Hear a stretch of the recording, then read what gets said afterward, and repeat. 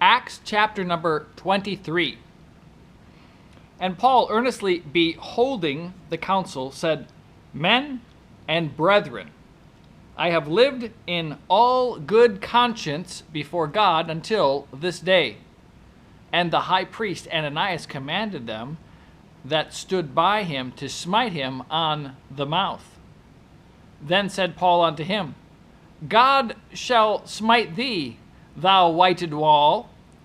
For sittest thou to judge me after the law, and commandest me to be smitten contrary to the law? And they that stood by said, Revilest thou God's high priest? Then said Paul, I wist not, brethren, that he was the high priest. For it is written, Thou shalt not speak evil of the ruler of thy people. But when Paul perceived that the one part were Sadducees and the other Pharisees, he cried out in the council, Men and brethren, I am a Pharisee, the son of a Pharisee, of the hope and resurrection of the dead I am called in question. And when he had so said, there arose a dissension between the Pharisees and the Sadducees, and the multitude was divided. For the Sadducees say that there is no resurrection, neither angel nor spirit, but the Pharisees confess both. And there arose a great cry, and the scribes that were of the Pharisees' part arose and strove, saying, We find no evil in this man, but if a spirit or an angel hath spoken to him, let us not fight against God. And when there arose a great dissension, the chief captain, fearing lest Paul should have been pulled in pieces of them, commanded the soldiers to go down and to take him by force from among them, and to bring him into the castle. And the night following, the Lord stood by him and said, Be of good cheer, Paul, for as thou hast testified of me in Jerusalem, so must thou bear witness also at Rome. And when it was day, certain of the Jews banded together and bound themselves under a curse, saying that they would neither eat nor drink till they had killed Paul. And they were more than 40 which had made this conspiracy.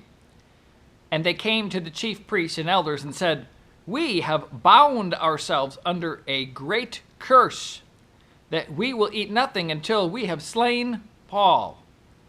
Now therefore, ye with the council signify to the chief captain that he bring him down unto you tomorrow, as though ye would inquire something more perfectly concerning him. And we, or ever he come near, are ready to kill him. And when Paul's sister's son heard of their lying in wait, he went and entered into the castle and told Paul. Then Paul called one of the centurions unto him and said, Bring this young man unto the chief captain, for he hath a certain thing to tell him. So he took him and brought him to the chief captain and said, Paul, the prisoner, called me unto him and prayed me to bring this young man unto thee, who hath something to say unto thee. Then the chief captain took him by the hand and went with him aside privately and asked him, What is that thou hast to tell me? And he said, The Jews have agreed to desire thee that thou wouldest bring down Paul tomorrow into the council, as though they would inquire somewhat of him more perfectly. But do not thou yield unto them, for there lie in wait for him of them more than 40 men, which have bound themselves with an oath that they will neither eat nor drink till they have killed him. And now are they ready, looking for a promise from thee. And looking for a meal, I might add. So the chief captain then let the young man depart, and charged him, See thou tell no man that thou hast showed these things to me. And he called unto him 2 centurions, saying, Make ready 200 soldiers to go to Caesarea, and horsemen 70, and spearmen 200 at the 3rd hour of the night. And provide them beasts, that they may set Paul on, and bring him safe unto Felix the governor.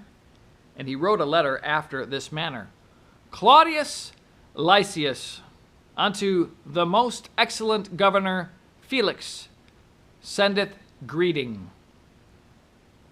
This man was taken of the Jews, and should have been killed of them. Then came I with an army, and rescued him, having understood that he was a Roman. And when I would have known the cause wherefore they accused him, I brought him forth into their council, whom I perceived to be accused of questions of their law, but to have nothing laid to his charge worthy of death or of bonds.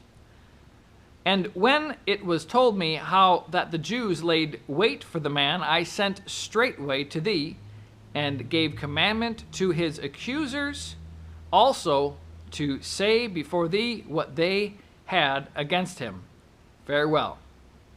Then the soldiers, as it was commanded them, took Paul, and brought him by night to Antipatris. On the morrow they left the horsemen to go with him, and returned to the castle, who, when they came to Caesarea and delivered the epistle to the governor, presented Paul also before him. And when the governor had read the letter, he asked of what province he was. And when he understood that he was of Cilicia, I will hear thee, said he, when thine accusers are also come. And he commanded him to be kept in Herod's judgment hall.